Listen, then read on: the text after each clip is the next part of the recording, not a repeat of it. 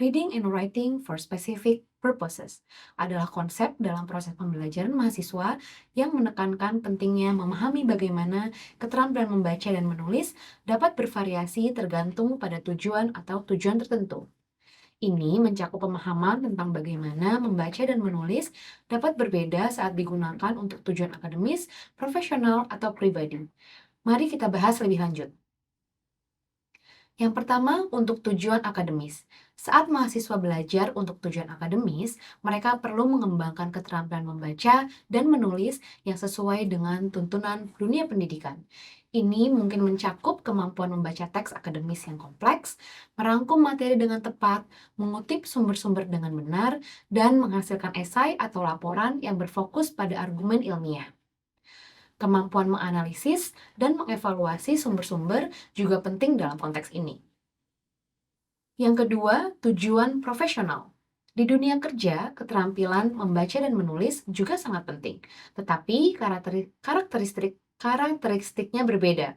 Mahasiswa perlu belajar bagaimana menyusun laporan bisnis, proposal proyek, email profesional, dan dokumen-dokumen lainnya yang diperlukan dalam pekerjaan mereka. Kemampuan komunikasi tertulis yang efektif adalah kunci dalam berbagai bidang profesional. Yang ketiga, tujuan pribadi. Ketika membaca dan menulis untuk keperluan pribadi, mahasiswa mungkin terlibat dalam aktivitas seperti membuat jurnal, blog, surat kepada teman, atau bahkan menulis cerita fiksi. Dalam konteks ini, ekspresi diri dan pemenuhan kebutuhan emosional mungkin menjadi fokus utama. Bagaimana mahasiswa memanfaatkan keterampilan membaca dan menulis, mereka akan sangat bervariasi tergantung pada tujuan mereka saat itu. Oleh karena itu, dalam proses pembelajaran, mahasiswa perlu memahami dan mengajarkan berbagai strategi membaca dan menulis yang sesuai dengan tujuan yang spesifik.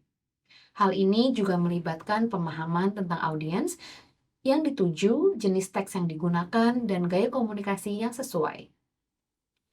Selain itu, dalam mengembangkan keterampilan membaca dan menulis, mahasiswa perlu diberi kesempatan untuk berlatih dan mendapatkan umpan balik yang konstruktif. Ini dapat mencakup diskusi kelas, penggunaan sumber daya online, dan berbagai tugas yang dirancang untuk mencerminkan situasi dunia nyata yang relevan dengan tujuan akademis, profesional, atau pribadi mereka.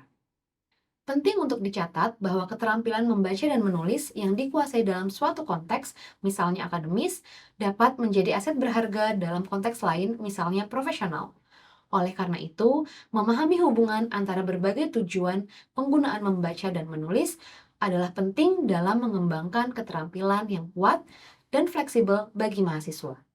Sekian dan terima kasih.